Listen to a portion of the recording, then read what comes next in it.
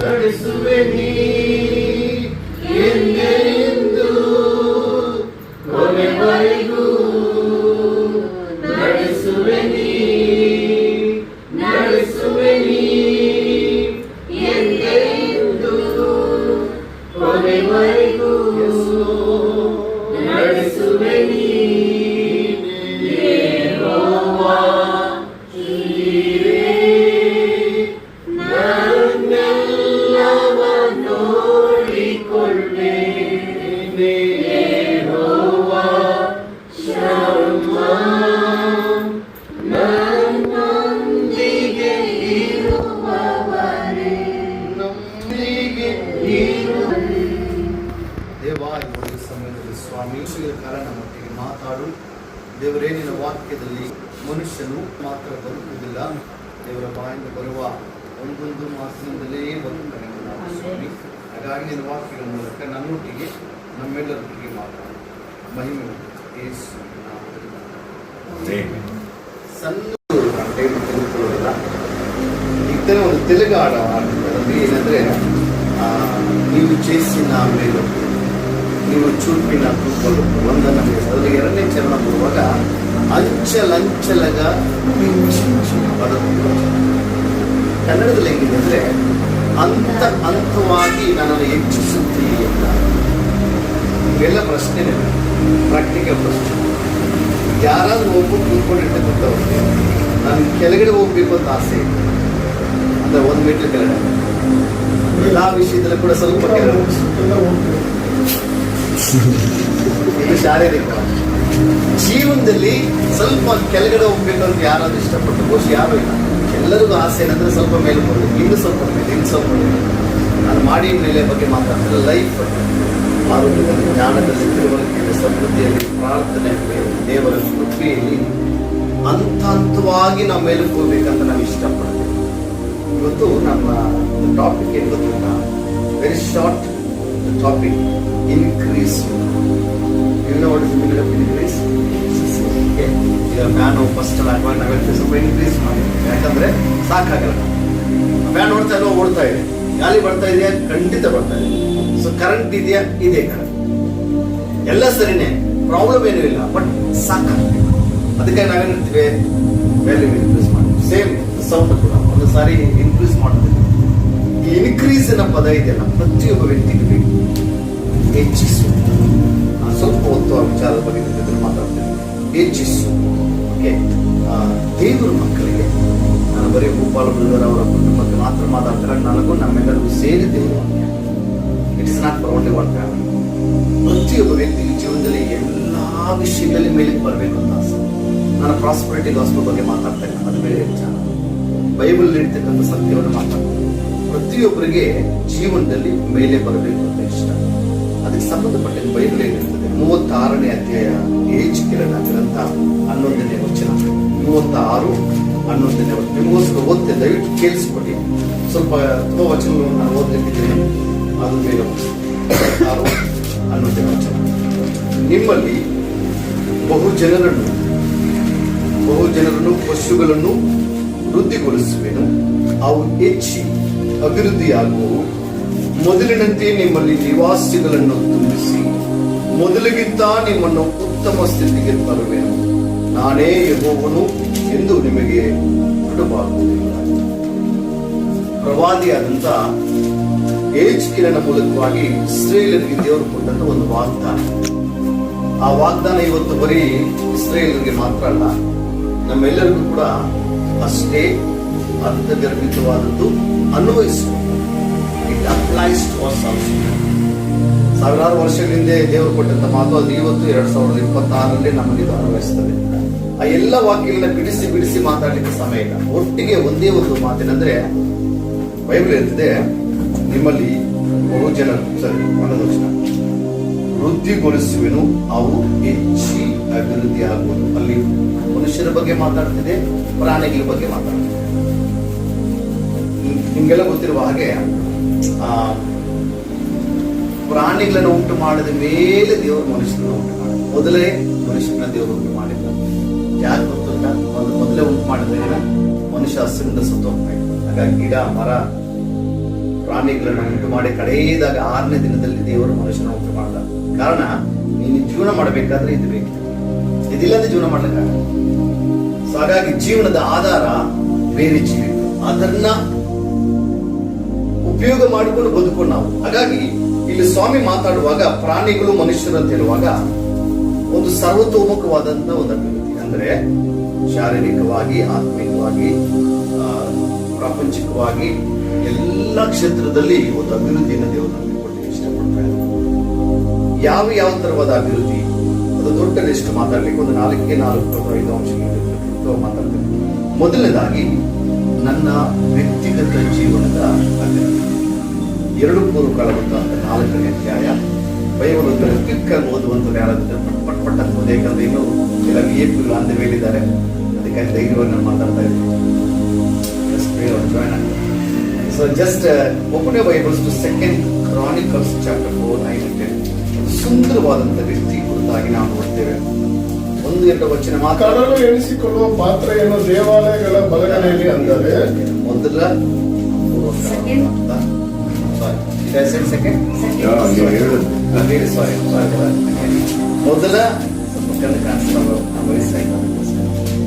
ಮೊದಲನೇ ಪೂರ್ವಕಾಲ ಅಂತ 4ನೇ ಅಧ್ಯಾಯ 9. ಯಾಬೇಚನು ಇಸ್ರಾಯೇಲಿನ ದೇವರಿಗೆ, ನೀನು ನನ್ನನ್ನು ವಿಶೇಷವಾಗಿ ಆಶೀರ್ವದಿಸಿ ನನ್ನ ಪ್ರಾಂತ್ಯವನ್ನು ವಿಸ್ತರಿಸಿ ನಿನ್ನ ಕೃಪಾ ಹಸ್ತದಲ್ಲಿ ನನ್ನನ್ನು ಇರಿಸಿ ಯಾವ ವೇದನೆಯೂ ಉಂಟಾಗದಂತೆ ನನ್ನನ್ನು ಕೇಡಿನಿಂದ ರಕ್ಷಿಸಬಾರದೆ ಎಂದು ಮೊರೆಯಿಡಲು ದೇವರು ಅವನ ಮೊರೆಯನ್ನು ಲಾಲಿಸಿದನು. ಯಾಬೇಚನು ಎಂಬುದಾಗಿ ತುಂಬಾ ವಿವರಿಸಲಿಕ್ಕೆ ಸಮಯ ಇಲ್ಲ. ದೈವ ಭಕ್ತನು, ದೇವರನ್ನು ತುಂಬಾ ಪ್ರೀತಿಸುವಂತ ಒಬ್ಬ ವ್ಯಕ್ತಿ. ಇದರ ಕುರಿತಾಗಿ 2-3 ವಚನಗಳು ಮಾತ್ರ ಬರೆಯಲ್ಪಟ್ಟಿದೆ. ಆದರೆ ಪ್ರತಿಯೊಬ್ಬ ದೈವ ಸೇವಕರು ಇದರ ಕುರಿತಾಗಿ ಮಾತಾಡ್ತಿದ್ದಾರೆ. ನಾನು ಕೂಡ ಮಾತಾಡ್ತೀನಿ. ಯಾಬೇಚನು ಯಾರಂತೆ, ಅದರ ಬಗ್ಗೆ ಏನಾದ್ರೂ ನಿಮಗೆ ಅರ್ಥ ಆಗ್ಬೇಕಾದ್ರೆ 9ನೇ ವಚನ ಹೇಳ್ತಿದೆ, ಅಹೇಲನು ಆರೋಮನ ಮಗನು ಯಾಬೇಚನು ತನ್ನ ಅಣ್ಣ ತಮ್ಮಂದರಲ್ಲಿ ಘನವಂತನಾಗಿದನು, ತುಂಬಾ ಶ್ರೀಮಂತನಾಗಿದನು. ಇವನನ್ನು ಬಹು ವೇದನೆಯಿಂದ ಎತ್ತನೆಂದು ಹೇಳಿ ಇವನ ತಾಯಿ ಇವನಿಗೆ ಯಾಬೇಚನೆಂದು ಹೆಸರಿಟ್ಟರು. ಯಾಬೇಚನ್ ಅಂದ್ರೆ ತುಂಬಾ ದುಃಖದಿಂದ ಬಂದ ವ್ಯಕ್ತಿ, ನೋವಿನಿಂದ ಕೂಡಿದಂತ ವ್ಯಕ್ತಿ ಎಂಬುದಾಗಿ. ಆ ಯಾಬೇಚನು ಪ್ರಾರ್ಥನೆ ಮಾಡ್ತಾನೆ ಏನಂತ, ನೀನು ನನ್ನನ್ನು ವಿಶೇಷವಾಗಿ ಆಶೀರ್ವದಿಸಿ ನನ್ನ ಪ್ರಾಂತ್ಯವನ್ನು ವಿಸ್ತರಿಸಿ ನಿನ್ನ ಹಸ್ತದಿಂದ ನನ್ನನ್ನು ಹಿಡಿದು ಯಾವ ವೇದನೆ ಉಂಟಾಗದಂತೆ ನನ್ನನ್ನು ರಕ್ಷಿಸಬಾರದೆ. ವಿಶೇಷವಾಗಿ ಅಂದರೆ ಸ್ವಲ್ಪ ಇಂಗ್ಲಿಷಲ್ಲಿ ಬೇರೆ ಮಾತಾಡುವಾಗ ಜಾಸ್ತಿ ಅಂತ ಬೇರೆ ಹೆಚ್ಚಾಗಿ ಇನ್ಕ್ರೀಸ್ ಅಂತ. ಸೊ ಅಧಿಕವಾಗಿ ನನ್ನನ್ನು ಆಶೀರ್ವಾದ ಮಾಡಬೇಕು. ಸ್ವಾರ್ಥ ಅಂತ ಅನಿಸುತ್ತೆ ನಮಗೆ, ಇಲ್ಲ ಸ್ವಾರ್ಥ ಅಲ್ಲ, ಅದು ಸತ್ಯ. ಮೊದಲನೇದಾಗಿ ನಮ್ಮ ವ್ಯಕ್ತಿಗತ ಜೀವನದಲ್ಲಿ ಒಂದು ಆಶೀರ್ವಾದ ಅಂದ್ರೆ ಎನ್ಲಾರ್ಜ್ ಮೈ ಟೆರಿಟರಿ, ನನ್ನ ಸ್ವಾಸ್ಥ್ಯವನ್ನ ವಿಸ್ತಾರ ಮಾಡುವುದಾಗಿ. ನಾವೆಲ್ಲ ಊರಿಗೆ ಉಪಕಾರಿ ಮನೆಗೆ ಮಾರಿ ಆಗ್ಬಿಡ್ತೀವಿ. ಕೆಲಸ ಹೊರಗಡೆ ತುಂಬಾ ಮಾಡ್ತೀವಿ, ನಮ್ಗೇನು ಮಾಡಬಹುದು. ಹಾಗಾಗಿ ನಾವು ಜ್ಞಾನದಲ್ಲಿ, ಆರೋಗ್ಯದಲ್ಲಿ, ಎಲ್ಲಾ ಕ್ಷೇತ್ರದಲ್ಲಿ ಮೊದಲು ನಾನು ಬೆಳಿಬೇಕು, ನಾನು ಗಟ್ಟಿಯಾಗಬೇಕು, ನಾನು ಪುಷ್ಟಿಯಾಗಿರ್ಬೇಕು, ನಾನು ಆಶೀರ್ವಾದ ಹೊಂದಿಕೊಳ್ಬೇಕು. ಇದು ದೇವರ ಚಿತ್ತ. ಅದಕ್ಕೆ ಯಾಬೇಚನು ಹೇಳ್ತಾನೆ, ಮೊದಲು ಸ್ವಾಮಿ ನನ್ನನ್ನ ವಿಶೇಷವಾಗಿ ಹೆಚ್ಚು ಮಾಡು, ನನ್ನ ಲೈಫಲ್ಲಿ ಆಶೀರ್ವಾದ, ನನಗೆ ಯಾವ ಕೇಡಾಗದಂತೆ, ವೇದನೆ ಆಗದಂತೆ. ಆತನ ಪ್ರಾರ್ಥನೆ ಹೆಂಗಿತ್ತಂದ್ರೆ, ತನ್ನ ವ್ಯಕ್ತಿಗತ ಜೀವನ, ತನ್ನ ಕುಟುಂಬ ಜೀವನ, ತನ್ನ ಆರೋಗ್ಯದ ಜೀವನ, ತನ್ನ ಒಂದು ಟೆರಿಟರಿ. ಯಾವ ವೇದನೆ ಅಂದ್ರೆ ಕಾಯಿಲೆ ಬಗ್ಗೆ, ನನ್ನನ್ನು ಅಂದ್ರೆ ವ್ಯಕ್ತಿಗತವಾದ ಜೀವನ, ಸ್ವಾಸ್ಥ್ಯವನ್ನು ವಿಸ್ತಾರ ಮಾಡೋದ್ರೆ ನನಗಿರುವ ಆಸ್ತಿ ಪಾಸ್ತಿ ಅಂದ್ರೆ ಟೋಟಲ್ ಆಗಿ ಇಂಗ್ಲಿಷ್ ಅಲ್ಲಿ ಓವರ್ ವೆಲ್ಮ್ ಅಂತ ಹೇಳ್ತಾರೆ. ಅಂದ್ರೆ ಸಾರಿ ಹೋಲಿಸ್ಟಿಕ್ ಅಂತ ಅಂದ್ರೆ ಸರ್ವತೋಮುಖವಾದಂತ ಒಂದು ಬೆಳವಣಿಗೆ. ಒಂದು ಮನೆಗೆ ಯಾರಾದ್ರೂ ನೀರು ಬೇಕು ಅಂತ ಕೇಳುವಾಗ ಒಂದೇ ಒಂದು ಗ್ಲಾಸ್ ಇದ್ರೆ ನೀರು ನಾವು ಕೊಡಲ್ಲ, ನಿಜಾನ ಸತ್ಯ. ಒಂದೇ ಗ್ಲಾಸ್ ನೀರಿದೆ, ವಿಮಲಾಗಿ ಗೋಪಾಲ ಯಾರಾದ್ರೂ ಯಾರಾಗ್ಲಿ ಒಂದೇ ಒಂದು ಗ್ಲಾಸ್ ನೀರಿದೆ, ಯಾರೋ ಬಂದು ಕುಡಿದ್ರೆ ತುಂಬಾ ದಾಹ ಆಗ್ತಿದ್ರು ಕೊಡಿ ಅಂದ್ರೆ ನಾವು ಕೊಡಲ್ಲ. ಯಾಕೆ ಕೊಡಲ್ಲ ಗೊತ್ತು ಅಂತ ನಮ್ಗೆ ಗೊತ್ತು, ಇರೋದೇ ಒಂದು ಗ್ಲಾಸ್ ಕೊಟ್ರೆ ಮುಗಿದ. ಅದೇ ಬಿಂದಿಗೆ ನೀರಿದ್ರೆ 10 ಗ್ಲಾಸ್ ಕೊಡ್ತೀವಿ. ಇದು ಸರ್ವಸಾಧಾರಣವಾಗಿರ್ತಕ್ಕಂಥ ಸತ್ಯಾಂಶ. ಮೊದಲು ನನ್ನ ಪಾತ್ರ ತುಂಬಿರುವಾಗ ಇನ್ನೊಬ್ಬರಿಗೆ ಕೊಡ್ಲಿಕ್ಕೆ ಅನುಕೂಲ. ಹಾಗಾಗಿ ಜ್ಞಾನದಲ್ಲಿ, ವಿವೇಕದಲ್ಲಿ, ಎಲ್ಲಾ ವಿಷಯದಲ್ಲಿ ನಾವು ತುಂಬಿರ್ಬೇಕು ಫಸ್ಟ್. ಅದಕ್ಕಾಗಿ ಯಾಬೇಚನ ಪ್ರಾರ್ಥನೆ, ಫಾದರ್ ಬ್ಲೆಸ್ ಮೀ. ಮೊದಲನೇದಾಗಿ ನನ್ನ ವ್ಯಕ್ತಿಗತವಾದಂಥ ಜೀವನದಲ್ಲಿ ದೇವರ ಆಶೀರ್ವಾದ. ಅದಕ್ಕಾಗಿ ಪ್ರೇಯರ್ ಮಾಡ್ತೀವಿ. ನಾವು ಗಾಡಿ ತಗೊಂಡು ಹೋಗುವಾಗ, ಬೇರೆ ಕಡೆ ಹೋಗುವಾಗ ಎಲ್ಲ ಗಾಡಿಯಲ್ಲಿ ಪೆಟ್ರೋಲ್ ಇದ್ರೆ ಮಾತ್ರ ಮುಂದಕ್ಕೆ ಹೋಗ್ಲಿಕ್ಕಾಗುತ್ತೆ. ನಮ್ಮ ಲೈಫಲ್ಲಿ ಕೂಡ ದೇವರ ಕೃಪೆ, ದೇವರ ಜ್ಞಾನ ಇದ್ರೆ ಮಾತ್ರ ಮುಂದಕ್ಕೆ ಹೋಗ್ಲಿಕ್ಕೆ ಸಾಧ್ಯ. ಹಾಗಾಗಿ ಇದು ಸ್ವಾರ್ಥ ಅಲ್ಲ. We need to ask God Lord bless. ಎರಡನೇದಾಗಿ ಲೂಕನ ಬರೆದ ಸುವಾರ್ತೆ. ಈಗ ಯಾರು ದಯವಿಟ್ಟು ನನಗೋಸ್ಕರ ಓದಲಿಕ್ಕೆ ಸಹಾಯ ಮಾಡಿ. ಲೂಕ 17ನೇ ಅಧ್ಯಾಯ 5ನೇ ವಚನ. ಲೂಕ 17ನೇ ಅಧ್ಯಾಯ 5ನೇ ವಚನ. ಶಿಷ್ಯರು ಯೇಸು ಸ್ವಾಮಿ ಹತ್ರ ಬಂದು ತುಂಬಾ ದೀನತೆಯಿಂದ ತುಂಬಾ ತಗ್ಗಿಸಿಕೊಂಡು ರಿಕ್ವೆಸ್ಟ್ ಮಾಡ್ತಾರೆ. It's request. ಸಿಕ್ಕಿದ ಮೇಲೆ ಅವನು ಸಂತೋಷ. 17 ಅಪೊಸ್ತಲರ ಲೂಕ 17ನೇ ಅಧ್ಯಾಯ 5ನೇ ವಚನ. ನನ್ನ ಜೊತೆಲೇ ಇದೆ, ಇಲ್ಲೇ ಅಪೊಸ್ತಲರು ಕರ್ತನಿಗೆ ನಮ್ಮ ನಂಬಿಕೆಯನ್ನು ಹೆಚ್ಚಿಸು ಎಂದು ಹೇಳಿದರು. ಅಪೊಸ್ತಲರು ಯೇಸು ಸ್ವಾಮಿ ಹತ್ರ ಬಂದು ಕೇಳ್ತಾರೆ, ಸ್ವಾಮಿ ನಮ್ಮ ನಂಬಿಕೆಯನ್ನು ಹೆಚ್ಚಿಸು. ನಾನು ಓದುವ ಎಲ್ಲ ವಾಕ್ಯದಲ್ಲಿ ಹೆಚ್ಚಿಸು ಹೆಚ್ಚಿಸು ಹೆಚ್ಚಿಸು, ಇನ್ಕ್ರೀಸು, ಡೆವಲಪ್, ಮಲ್ಟಿಪ್ಲೈ ಅನ್ನೋ ಪದ ಮಾತ್ರ ಇರ್ತದೆ. ನಂಬರ್ 1, ನಮ್ಮ ವೈಯಕ್ತಿಕವಾದ ಜೀವಿತವನ್ನು ದೇವರ ಆಶೀರ್ವಾದ ಮಾಡ್ತಾರೆ. ಅಲ್ಲಿ ಹೆಚ್ಚು ದೇವರು ನಮ್ಗೆ ಹೆಚ್ಚಾದ ಆಶೀರ್ವಾದ. ಎರಡನೇದಾಗಿ ನಮ್ಮ ನಂಬಿಕೆ. ಬಹುಶಃ ಯೇಸು ಸ್ವಾಮಿ ಜೊತೆಲಿದ್ದಂತೆ ಈ ಅಪೊಸ್ತಲರಿಗೆ ಊಟಕ್ಕೆ ಕೊರತೆ ಇಲ್ಲ. ಹೋದ ಕಡೆ ಸ್ವಾಮಿ ಒಳ್ಳೆ ಊಟ ಕೊಡ್ತಾರೆ, ಅದು ಮಿಕ್ಕುವಂತ ಊಟ. ರೊಟ್ಟಿ ಎಲ್ಲ ಕೆಳಗಡೆ ಬೀಳ್ತಾ ಇದ್ದ, ಮೀನ್ ಸಿಗ್ತಾ ಇತ್ತು, ರೊಟ್ಟಿ ಸಿಗ್ತಾ ಇತ್ತು, ರಸ್ಟ್ಗೆ ಬರ ಇಲ್ಲ, ಆರಾಮ ರಸ್ಟ್ ಸಿಗ್ತಾ ಇತ್ತು. ಹೋದ ಕಡೆ ತುಂಬ ಮರ್ಯಾದೆ ಅವ್ರಿಗೆ, ಅದ್ಭುತಗಳು ತುಂಬಾ ನೋಡ್ತಾ ಇದ್ರು. ಅವ್ರಿಗೆ ಯಾವ ಕೊರತೆ ಕೂಡ ಇಲ್ಲ. ಬಟ್ ಅವ್ರಿಗಿದ್ದ ಕೊರತೆ ಅನ್ನೋದ್ರ ನಂಬಿಕೆ. ಹಾಗಾಗಿ ಅವರು ಸ್ವಾಮಿ ನಮಗೆ ಈಗ ಇಂಟ್ರೆಸ್ಟಿಂಗ್ ವಿಚಾರ ಕೇಳಿಸ್ಕೊಡಿ. ನನಗೆ ಬಹಳ ಆಶ್ಚರ್ಯ ವಾಕ್ಯ ಓದುವಾಗ, ಇವರೆಲ್ಲ ಯಾರು ಗೊತ್ತಾ ಶ್ರೀಮಂತರಲ್ಲ. ಈ ಯೇಸು ಸ್ವಾಮಿಯನ್ನು ಹಿಂಬಾಲಿಸುವಂತ 12 ಜನ ಶಿಷ್ಯರು ಯಾರು ಕೂಡ ಅಗರ್ಭ ಶ್ರೀಮಂತರಲ್ಲ. ಯಾರು ಕೂಡ ತುಂಬಾ ಹೈ ಕ್ವಾಲಿಫೈಡ್ ಪೀಪಲ್ ಯಾರು ಇಲ್ಲ. ಯೋಹನ ಹೊರಟ್ರೆ ಯಾರು ಕೂಡ ಇಲ್ಲ. ಎಲ್ಲರೂ ಸಾಧಾರಣವಾದಂತ ಬಿಲೋ ಪಾವರ್ಟಿ ಲೈಫ್ ಪೀಪಲ್. ನಮ್ಮ ತರ BPL ಕಾರ್ಡ್ ಇರ್ತಿದ್ದಂತ ತುಂಬಾ ಅಂದ್ರೆ ತೀರ ಬಡವರು, ಮೀನುಗಾರರು, ಬೆಸ್ತರು. ಹಾಗಾಗಿ ಅಕ್ಷರ ಜ್ಞಾನ ಇರುತ್ತವ್ರು. ಇವ್ರು ನೋಡಿ ಬೇರೆಯವಲ್ಲ, ಇವರಲ್ಲ, ಇವ್ರು ಗೊತ್ತಲ್ಲ ನಮಗೆ ಅಕ್ಷರ ಜ್ಞಾನ ಇಲ್ಲ. ಹಾಗಾಗಿ ಇವ್ರು ಏನೂ ಇಲ್ಲ. ಇವರು ಏನ್ ಕೇಳ್ಕೊಳ್ಬೇಕಾಗಿತ್ತು, ಸ್ವಾಮಿ ನಮಗೆ ಆಸ್ತಿ ಬೇಕು, ಸ್ವಾಮಿ ನಮಗೆ ಮನೆ ಬೇಕು, ಸ್ವಾಮಿ ನಮಗೆ ಬೋಟ್ ಸ್ವಲ್ಪ ಕಿತ್ತೋಗಿದೆ, ಮೀನ್ ಹಿಡಿಲಿಕ್ಕೆ ಒಂದು ಒಳ್ಳೆ ಬೋಟ್, ನಮ್ಗೆ ಬೋಟ್ ಬೇಕು, ಅಥವಾ ಕೆಲವು ದುಡ್ಡು ಬೇಕು, ನಮಗೆ ಸ್ವಲ್ಪ ಬಂಗಾರ ಬೇಕು, ನಮ್ಮ ಹೆಂಡತಿ ಒಡವೆ ಇಲ್ಲ, ಅದಕ್ಕೆ ಒಡವೆ ಬೇಕು.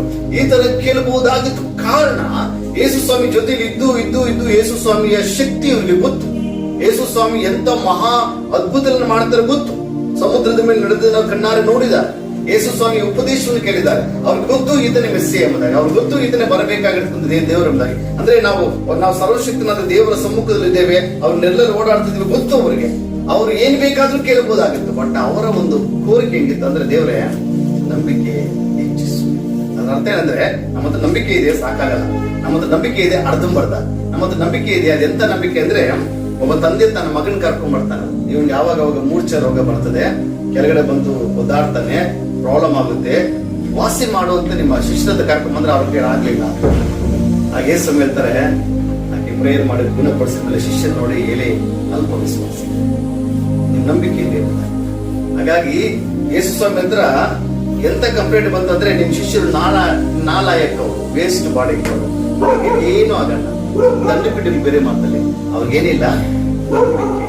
ಅದಕ್ಕಾಗಿ ಅವ್ರು ಗೊತ್ತಾಗ್ಬಿಡ್ತಾವ ಅವ್ರಿಗೆ, ನಮ್ ಕೈಲಿ ಒಂದು ದೆವ್ವ ಓಡಿಸಕ್ಕಾಗಲ್ಲ, ನಮ್ ಕೈಲಿ ಒಂದು ರೋಗಿನ ವಾಸಿ ಮಾಡಕ್ಕಾಗಲ್ಲ, ಯೇಸು ಜೊತೆಲಿದ್ದೀವಿ, ನಮ್ಮಲ್ಲಿ ಏನು ಕೊರತೆ ಇದೆ ಅಂದ್ರೆ ನಂಬಿಕೆ. ಅದಕ್ಕಾಗಿ ಅವರು ಸ್ವಾಮಿ ನಮ್ಮ ನಂಬಿಕೆ ಹೆಚ್ಚಾಗಿ ಯೇಸು ಸ್ವಾಮಿ ಹೇಳ್ತಾರೆ, ಸಾಸಿವೆ ಕಾಲನಷ್ಟು ನಂಬಿಕೆ ಇದ್ರೆ ಸಾಕು, ಈ ಬೆಟ್ಟಕ್ಕೆ ಇಲ್ಲಿಂದ ತಿಳ್ಕೊಂಡು ಹೋಗಿ ಈ ಸಮುದ್ರ ಬೀಳೋದು ಕೂಡ ಬೀಳ್ತದೆ. ಸೊ ಹಾಗಾಗಿ God wants us to have more faith. ಇವತ್ತು ನಮ್ಮ ಜೀವನದಲ್ಲಿ ಅದ್ಭುತಗಳನ್ನ ನಾವು ಹೊಂದಿಕೊಳ್ಬೇಕಾದ್ರೆ, ಹಾಗೆ ನಮ್ಮ ಪ್ರಾರ್ಥನೆ ಉತ್ತರಿಸಲ್ಪಡಬೇಕಾದ್ರೆ, ದೇವರ ಕೃಪೆ ಹೊಂದಿಕೊಳ್ಬೇಕಾದ್ರೆ ನಮ್ಮ ನಂಬಿಕೆಯನ್ನು ಹೆಚ್ಚಿಸುವುದು. ಇದು ಕಾಣದೇ ಇರ್ತದೆ.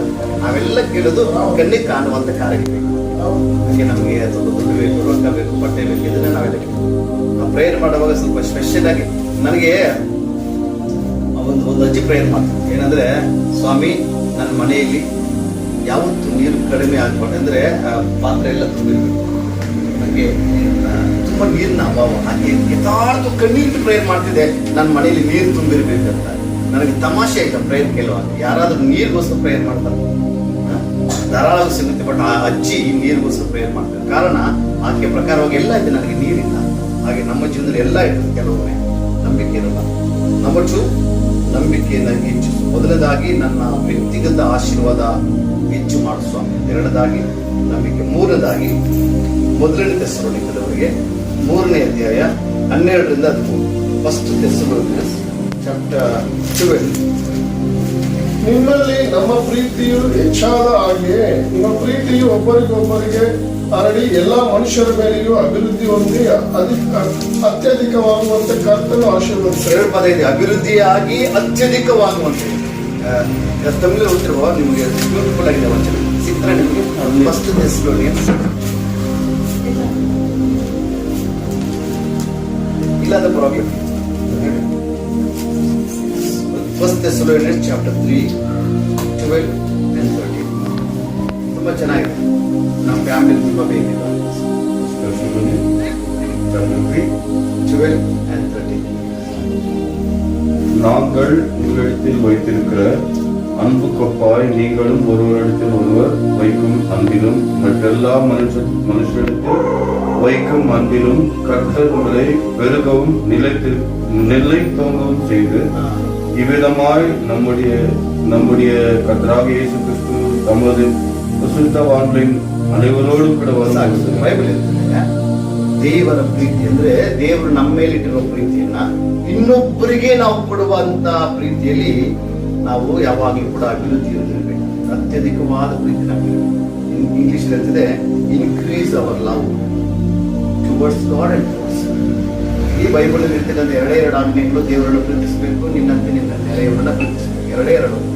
ಹಾಗಾಗಿ ನಮ್ಮ ಪ್ರಾರ್ಥನೆ ಹೇಗಿರಬೇಕು, ದೇವರೇ ನಿಜವಾದ ಅಗಾಪೆ ದೈವಿಕ ಪ್ರೀತಿ ನನ್ನಲ್ಲಿ ಹೆಚ್ಚಾಗಲಿ. ನಾನು ಇನ್ನೊಬ್ಬರಿಗೆ ತೋರಿಸುವ ಪ್ರೀತಿಯಲ್ಲಿ ಹೆಚ್ಚಾಗಬೇಕು, ದೇವರ ಮೇಲೆ ತೋರಿಸುವ ಪ್ರೀತಿ ಕೂಡ ಹೆಚ್ಚಾಗಬೇಕು. Love your God and love your neighbour, ಇವೆರಡೇ ಇದೆಲ್ಲ ತುಂಬಾ ಇಂಪಾರ್ಟೆಂಟ್. ಹಾಗಾಗಿ 10 ಆಜ್ಞೆಗಳನ್ನ 2 ಆಜ್ಞೆಗಳು, love your God and love your neighbour. ನಾನು ವಿವರಿಸಲಿಕ್ಕೆ ಹೋಗಲ್ಲ, because I don't have time. So ಹಾಗಾಗಿ ಅಗಾಪೆ ಪ್ರೀತಿಯಲ್ಲಿ ನಾವು ಹೆಚ್ಚಾಗಿ ಅಭಿವೃದ್ಧಿ ಆಗ್ತಾ ಹೋಗ್ಬೇಕು. 4ನೇದಾಗಿ ಯೆಶಾಯ 40ನೇ ಅಧ್ಯಾಯ 29ನೇ ವಚನ ಮುಗಿಸ್ತೀನಿ. ಓಕೆ, 40-29. ಯೆಶಾಯ 40-29.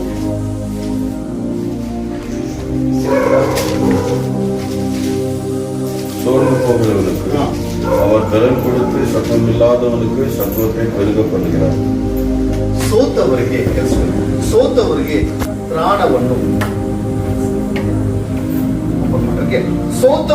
ತ್ರಾಣವನ್ನು ಅನುಗ್ರಹಿಸಿ ನಿರ್ಬಲರಿಗೆ ಬಹುಬಲವನ್ನ.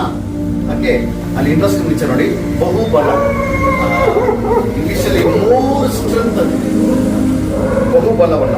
ಓಕೆ, ಸೋತು ಹೋದಂತವರಿಗೆ ತ್ರಾಣವನ್ನ ಅನುಗ್ರಹಿಸಿ ನಿರ್ಬಲರಿಗೆ ಬಹುಬಲವನ್ನ. ಅದನ್ನು ಒಂದೇ ಮಾತ್ರ ಮಾತಾಡುವಾಗ ಇವತ್ತಿನ ಕಾಲದಲ್ಲಿ ಎಷ್ಟು ಕೋಟಿ ಇದ್ರು ಕೂಡ, ಎಷ್ಟು ಲಕ್ಷ ಇದ್ರು ಕೂಡ ಆರೋಗ್ಯ ಇಲ್ಲಾಂದ್ರೆ ಎಲ್ಲ ವೇಸ್ಟ್. ಹಾಗಾಗಿ ನಮ್ಮ ಆರೋಗ್ಯದಲ್ಲಿ ದೇವರು ಒಂದು ಅಭಿವೃದ್ಧಿ ಬೇಕು. ಇನ್ಕ್ರೀಸ್ ಮೈ ಹೆಲ್ತ್ ಅಂತ ನಾವು ಯಾವಾಗ ಇನ್ಕ್ವೈರ್ ಮಾಡ್ಬೇಕಂದ್ರೆ ನಾನು ಆರೋಗ್ಯವನ್ನು ತಿನ್ನ ಊಟ ಇದು ಈ ಒಂದು ಹಸು ಎಮ್ಮೆಗಳಿಗೆ ಹಾಕುವಂತ ಒಟ್ಟಿಗಿಂತಲೂ ಕಡಿಮೆ ಅಂತ ಒಂದು ವಸ್ತು ಊಟ ನಮ್ಗೆ. ಹಾಗಾಗಿ ನಮ್ಮ ಪ್ರಾರ್ಥನೆ ಇರಬೇಕು, ದೇವರೇ ಗಿವ್ ಮಿ ತ್ರಾಣವುಳ್ಳ ಸೋತವರಿಗೆ ತ್ರಾಣವನ್ನ. ತ್ರಾಣ ಅಂದ್ರೆ ಆರೋಗ್ಯ, ಬಲ, ಶಕ್ತಿ. ಸುಸ್ತಾದ ತಕ್ಷಣ ಎಣ್ಣೆ ಕೊಡ್ತಿಲ್ಲ, ದೇವರು ಹೊಸ ಶಕ್ತಿಯನ್ನು ಕೊಟ್ಟರು ನಮಗೆ. ಹಾಗಾಗಿ ನಿರ್ಬಲವರಿಗೆ ಬಹುಬಲ ಅಂದ್ರೆ ಹೆಚ್ಚು ಬಲ, ಹೆಚ್ಚು ಶಕ್ತಿಯನ್ನ ದೇವರು ನಮಗೆ ಕೊಡೋದಕ್ಕಾಗಿ ನಾವು ಪ್ರಯತ್ನ. ಓಕೆ, ಸೊ 4 ವಿಚಾರ ಮಾತಾಡಿದ್ದೇನೆ. 1, ನನ್ನ ವ್ಯಕ್ತಿಗತವಾದ ಜೀವನದಲ್ಲಿ ದೇವರು ಆಶೀರ್ವಾದ ಕೊಟ್ಟು ಅದನ್ನು ವಿಸ್ತಾರ ಮಾಡಬೇಕು. 2ನೇದಾಗಿ ನನ್ನ ನಂಬಿಕೆಯನ್ನು ಹೆಚ್ಚು ಮಾಡಬೇಕು. 3ನೇದಾಗಿ ದೇವರ ಮೇಲಿರೋ ಪ್ರೀತಿ, ಮನುಷ್ಯರ ಮೇಲಿರೋ ಪ್ರೀತಿ ಹೆಚ್ಚಾಗಬೇಕು ನನ್ನಲ್ಲಿ. 4ನೇದಾಗಿ ನನ್ನ ಆರೋಗ್ಯ ಮತ್ತು ಶಕ್ತಿ ಜಾಸ್ತಿ ಆಗಿದೆ. 5ನೇದಾಗಿ ತುಂಬಾ ಇಂಪಾರ್ಟೆಂಟ್, ಇವತ್ತು 2 ಪಡೆದ್ರೆ ಮಾಡ್ತಾ ಇದ್ದಾರೆ. Okay, so increase in joy, ಸಂತೋಷದಲ್ಲಿ ಯಾವಾಗಲೂ ನಾವು ಹೆಚ್ಚಲ್ಪಡಬೇಕು. ಯೆಶಾಯ 9ನೇ ಅಧ್ಯಾಯ 3ನೇ ವಚನ. ಯೆಶಾಯ 9:3. ಇದು ಜಾನ್ಗೋಸ್ಕರ ಜೊತೆಗೆ ನಮಗೂ ಸೇರಿ. ನೀನು ಪ್ರಜೆಗಳನ್ನು ವೃದ್ಧಿಗೊಳಿಸಿದ್ದಿ, ಅವರಿಗೆ ಸಂತೋಷವನ್ನು ಹೆಚ್ಚಿಸಿದ್ದಿ. ಏನ್ ಹೆಚ್ಚಿಸಿದ್ದಿ ಅಂತೆ? ಸುಗ್ಗಿ ಕಾಲದಲ್ಲಿ ಹಾಗೆ ಅವರಿಗೆ ಏನಿದೆ ವಾಕ್ಯ? ಅವರಿಗೆ ಎಲ್ಲಿ ಜಾಯ್ ಬೈಬಲ್ ಇರ್ತದೆ. ಪೂರ್ತಿ ಇನ್ನೊಂದ್ಸಲ ವಚನದ ಇನ್ನೊಂದ್ಸರಿ. ನೀನು ಪ್ರಜೆಗಳನ್ನು ವೃದ್ಧಿಗೊಳಿಸಿದ್ದಿ ಅಂದ್ರೆ ಅಭಿವೃದ್ಧಿ ಪಡಿಸ್ತೀಯಾ. ಅವರಿಗೆ ಸಂತೋಷ, ಅವರಿಗೆ ಅಂದ್ರೆ ವೃದ್ಧಿಪಡಿಸಿ ಅಭಿವೃದ್ಧಿಪಡಿಸಿ ಅವರಿಗೆ ಸಂತೋಷವನ್ನು ಹೆಚ್ಚಿಸುತ್ತೆ ಎಂಬುದಾಗಿ. ನಾನು ಮಾತಾಡ್ತಿರೋ ಜಾಯ್ ಬೇರೆ, ಈ ಜಾಯ್ ಅಲ್ಲ, ಆಯ್ತಾ? ನಿಜವಾದ ಸಂತೋಷವನ್ನ ದೇವರು ಹೆಚ್ಚು ಮಾಡ್ತಾರೆ. ಇವತ್ತೆಲ್ಲಾ ಕಡೆ ನೋಡಿ, ಯಾವ ಮನೆ ನೋಡಿದ್ರು ಕೂಡ ಎಲ್ಲ ಇರ್ತದೆ. ಕ್ಷಮಿಸಿ, ಈ ತರ ಮಾತಾಡ್ತಾರೆ, ಓಪನ ಮಾತಾಡ್ತಾರೆ, ಎಲ್ಲ ಇರ್ತದೆ. ಮಾಂಸ ಇದೆ, ಅಕ್ಕಿ ಇದೆ, ಎಲ್ಲ ಇದೆ ಮನೆಯಲ್ಲಿ, ಕೊರತೆ ಇಲ್ಲ.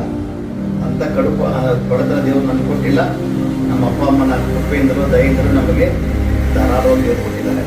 ಆದ್ರೆ ಎಲ್ಲಾರ ಮನೆಯಲ್ಲಿ ಇತ್ತೀಚಿನ ದಿನಗಳಲ್ಲಿ ಈ ಕಡೆ ಪದ ಇದೆಲ್ಲ, ಸಂತೋಷ ಸ್ವಲ್ಪ ಸ್ವಲ್ಪ ಸ್ವಲ್ಪ ಕಡಿಮೆ ಆಗ್ತಾ ಇದೆ.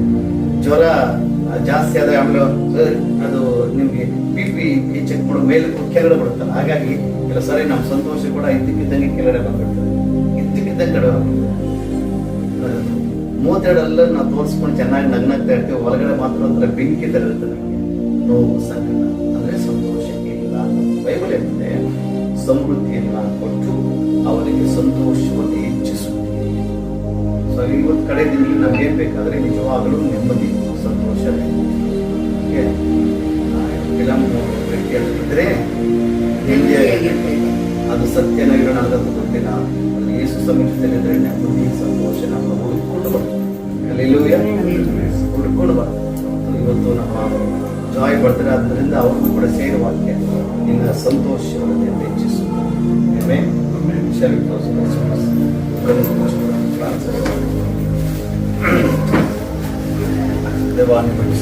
ಹೆಚ್ಚಿಸು ಅನ್ನೋದ್ರ ಬಗ್ಗೆ ಮಾತಾಡಿದ್ರೆ ಇದು ನಮ್ಮ ಪ್ರಾರ್ಥನೆ ಆಗಿದೆ. ಯಾವಾಗ ದೇವರೇ ನನ್ನ ಹೆಚ್ಚಿಸು ಸ್ವಾಮಿ, ನನ್ನ ಹೆಚ್ಚಿಸು ಎಲ್ಲ.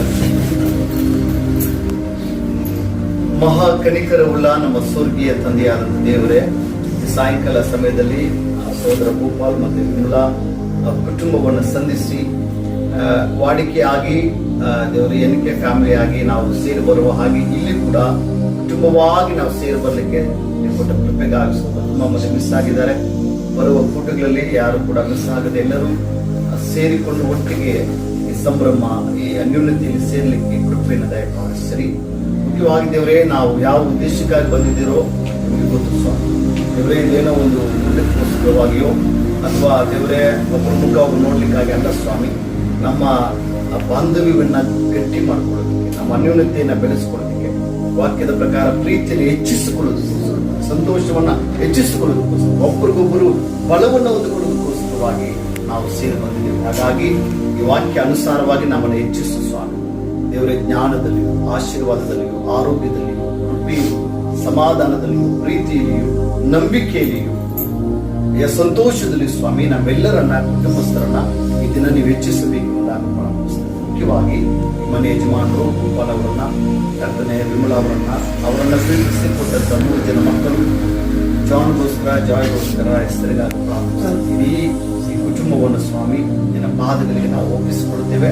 ಕರ್ತನೆ ಅವರನ್ನ ಇದುವರೆಗೂ ನಡೆಸಿದ ನಿಮ್ಮ ದಯೆಗಾಗಿ ಸ್ತೋತ್ರ, ನಿಮ್ಮ ನಡೆಸುವಿಕೆಗಾಗಿ ಸ್ತೋತ್ರ ಮಾಡುತ್ತೇವೆ ಸ್ವಾಮಿ. ನೀವು ನಂಬಿದಸ್ತರು ಕರ್ತನೆ, ಕೆಲವು ಸವಾಲುಗಳ ಮಧ್ಯೆ ಅವರು ದಾಟಿ ಹೋಗುವಾಗಲೂ, ಕ್ಲಿಷ್ಟಕರವಾದಂತ ಕರ್ತನೆ ನೋವಿನ ಹಾದಿಯಲ್ಲಿ ಹೋಗುವಾಗಲೂ ಇದುವರೆಗೂ ನೀವು ಅವರನ್ನ ತುಂಬಾ ಅದ್ಭುತವಾಗಿ ನಡೆಸಿಕೊಂಡು ಸ್ವಾಮಿ. ದೇವರೇ, ನಾನು ಈ ವಾಕ್ಯವನ್ನ ಅವರ ಮೇಲೆ ದೇವರೇ ಅರಿಕೆ ಮಾಡ್ತಾ ಇದ್ದೇವೆ ಸ್ವಾಮಿ. ಎಲ್ಲಾ ವಿಷಯಗಳಲ್ಲೂ ಕೂಡ ಅವರನ್ನು ಹೆಚ್ಚಿಸಬೇಕೆಂಬುದಾಗಿ ಪ್ರಾರ್ಥಿಸುತ್ತೇವೆ. ಶಾರೀರಿಕವಾಗಿ, ಮಾನಸಿಕವಾಗಿ, ಆತ್ಮಿಕವಾಗಿ ಎಲ್ಲ ಕ್ಷೇತ್ರದಲ್ಲೂ ಒಂದು ಸರ್ವತೋಮುಖವಾದ ಬೆಳವಣಿಗೆಯನ್ನ ಸ್ವಾಮಿ. ಆತ್ಮಿಕವಾಗಿಯೂ ಶಾರೀರಿಕವಾಗಿ ಇಡೀ ಕುಟುಂಬಕ್ಕೆ ದಯಪಾಲಿಸು. ಇವರಿಬ್ಬರು ಮಾಡೋ ಕೆಲಸವನ್ನು ಆಶೀರ್ವಾದ ಮಾಡ್ರಿ.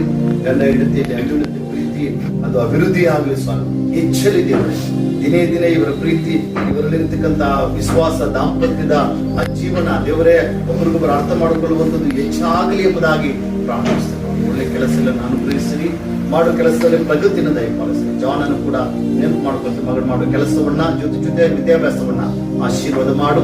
ಒಳ್ಳೆ ಭವಿಷ್ಯತನ ಮಗನಿಗೆ ದಯಪಾಲಿಸು. ಕರ್ತನೆ, ಆತನ ಜೀವಿತವನ್ನ ನೀವು ನಿಮ್ಮ ಆಲೋಚನೆ ಅನುಸಾರವಾಗಿ ರೂಪಿಸಬೇಕೆಂಬುದಾಗಿ ಪ್ರಾರ್ಥಿಸ್ತೇನೆ. ಜಾಯ್ಗಾಗಿ ಪ್ರಾರ್ಥಿಸ್ತೇನೆ. ಮಗನ ಭವಿಷ್ಯದ ವಿದ್ಯಾಭ್ಯಾಸವನ್ನು ಪಾದಕ್ಕೆ ಒಪ್ಪಿಸಿಕೊಡ್ತೇನೆ. ಇದುವರೆಗೂ ನೀವು ನಡೆಸಿದ್ದೀರಿ, ಇನ್ನು ಮುಂದೆ ಕೂಡ ದೇವರೇ ಅಂತ್ಯದವರೆಗೂ ಅದ್ಭುತವಾಗಿ ನಡೆಸಿ ಸಮಾಜಕ್ಕೆ, ಕುಟುಂಬಕ್ಕೆ, ದೇವರೇ ಸಭೆಗೆ ಒಂದು ಬೆಳಕಿನ ಮಗನಾಗಿ, ಸಾಕ್ಷಿ ಮಗನ ಉಪಯೋಗ ಮಾಡಿಕೊಡ್ರಿ. ಆತನು ಮಾಡುವ ಎಲ್ಲ ಕೆಲಸನೂ ಕೂಡ ಜೊತೆಯಲ್ಲಿ ನಡೆಸಿ. ಇವತ್ತು ಆತನ ಹುಟ್ಟುಹಬ್ಬವನ್ನು ಕೂಡ ಆಚರಿಸ್ತಾ ಇರುವಂತಹ ಸಂದರ್ಭದಲ್ಲಿ ದೇವರೇ ಮಗನನ್ನು ನನ್ನ ಪಾದಗಳಿಗೆ ಒಪ್ಪಿಸಿಕೊಡ್ತೇವೆ ಸ್ವಾಮಿ.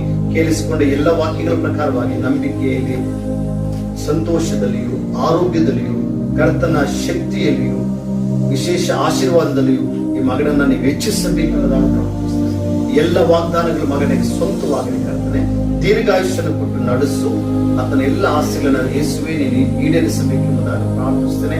ಈ ದಿನದ ಈ ಸಡಗರ ಸಂತೋಷ ಜೀವನ ಪರ್ಯಂತರ ಆಗಿ ಇರಲಿ ಎಂಬುದಾಗಿ ಪ್ರಾರ್ಥಿಸ್ತೇನೆ. ಇಷ್ಟರೊಳಗೆ ಒಳ್ಳೆ ಜ್ಞಾನವನ್ನು ತಿಳುವಳಿಕೆಯನ್ನು ಕೊಟ್ಟು ನಡೆಸು. ನಿನ್ನ ಆದಿಯಲ್ಲಿ ಜೀವಿಸಿ ಮನೆಗೆ ದೇವರೇ ಆ ಮಗಳು ಸ್ವಾಮಿ ಕೀರ್ತಿಯನ್ನು ತರಲಿ ಎಂಬುದಾಗಿ ಪ್ರಾರ್ಥಿಸ್ತೇನೆ.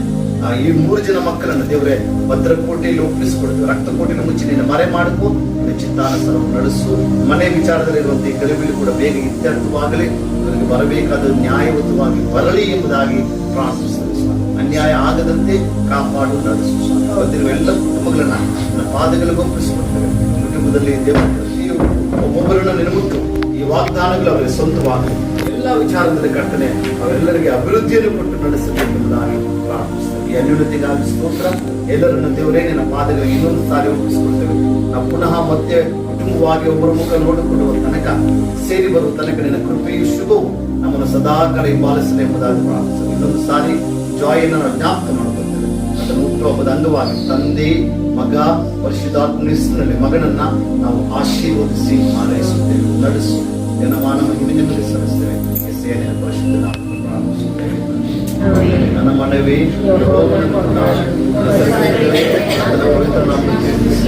ನನ್ನ ಮನವಿ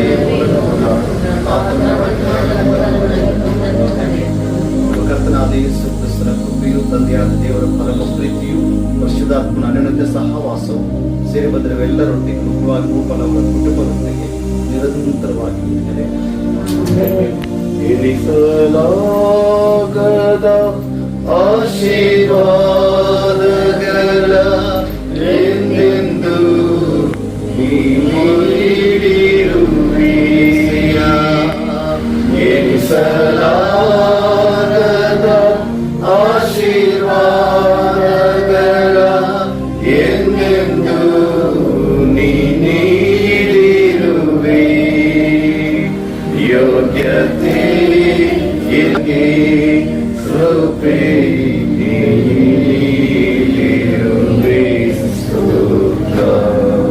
ಯೋಗ್ಯತೆ ಇಲ್ಲದ ನನಗೆ ಕೃಪೆ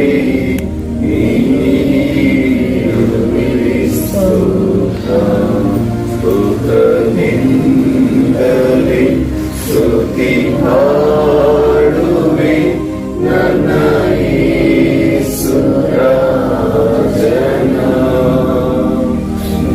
ನನಗಾಗಿ ಮಾಡಿದ ಉಪಕಾರಕ್ಕೆ ಎಂದೆಂದೂ ನಾ ವಂದಿಸುವೆ.